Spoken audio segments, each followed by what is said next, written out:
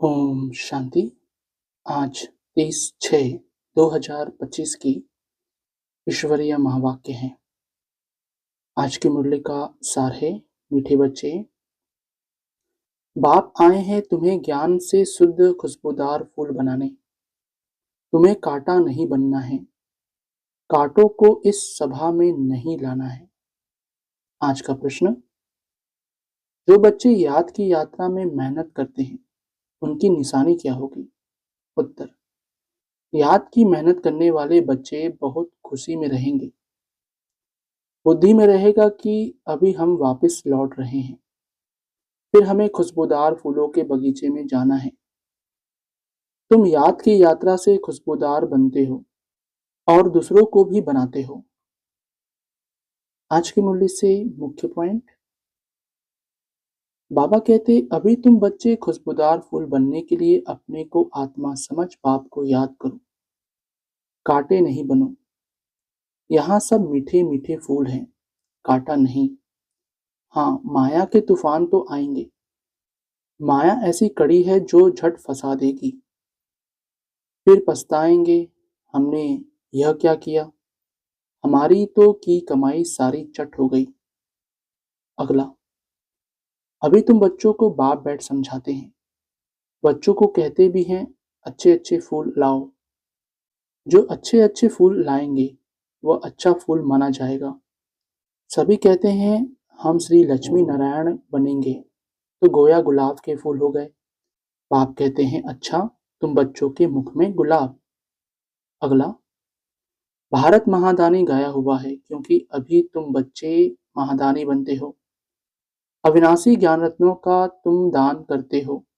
बाबा ने समझाया है आत्मा ही रूप बसंत है, बाबा भी रूप बसंत है, उनमें सारा ज्ञान है। अगला, तुम बच्चों को बाप ने समझाया है माया भी कोई कम शक्तिवान नहीं है। माया को शक्ति है दुर्गति में ले जाने की, परंतु उनकी महिमा थोड़ी करेंगे। वह तो दुख देने में शक्तिमान है ना। बाप सुख देने में शक्तिमान है, इसलिए उनका गायन है। अगला, बाबा कहते यह अनादि ड्रामा बना हुआ है जो राज बाप बैठ समझाते हैं। वास्तव में तुम्हारा पाठ सबसे जास्ती है, तो इजाफा भी तुमको मिलना चाहिए। मैं आराम करता हूँ तो तुम फिर ब्रह्मांड के भी मालिक, विश्व के भी मालिक बनते हो। अगला, अभी बाप तुमको पढ़ाने आए हैं, वही ज्ञान का सागर है। यह भी खेल है, इसमें मूझने की बात ही नहीं। माया तूफान में लाएगी, बाप समझाते हैं इनसे डरो नहीं। बहुत गंदे गंदे संकल्प आएंगे, वह भी तब जब बाबा की गोद लेंगे। जब तक गोद ही नहीं ली है तो माया इतना नहीं लड़ेगी।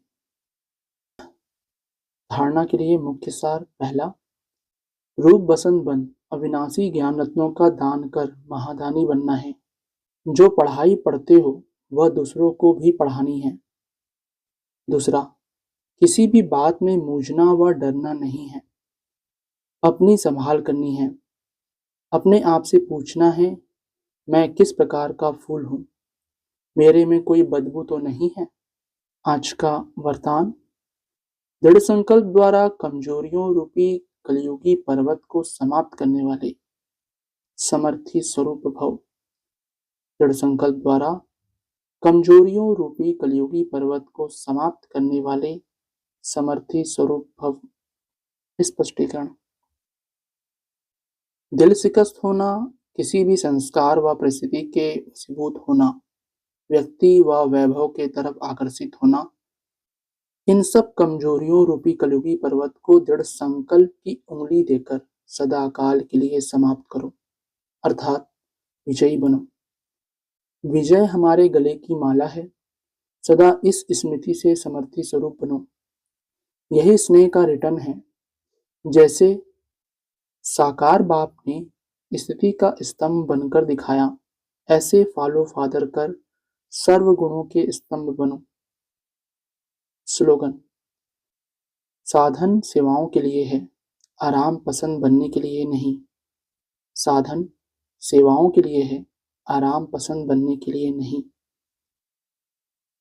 अव्यक्त इशारे, आत्मिक स्थिति में रहने का अभ्यास करो, अंतर्मुखी बनो। जैसे एटम बम एक स्थान पर छोड़ने से चारों ओर उसके अंश फैल जाते हैं। वह एटम बम है और यह आत्मिक बम है। इसका प्रभाव अनेक आत्माओं को आकर्षित करेगा और सहज ही प्रजा की वृद्धि हो जाएगी। इसलिए संगठित रूप में आत्मिक स्वरूप के अभ्यास को बढ़ाओ। स्मृति स्वरूप बनो तो वायुमंडल पावरफुल हो जाएगा। अच्छा, ओम शांति मीठे बाप दादा। ओम शांति सर्वस्व ब्राह्मण परिवार। ओम शांति।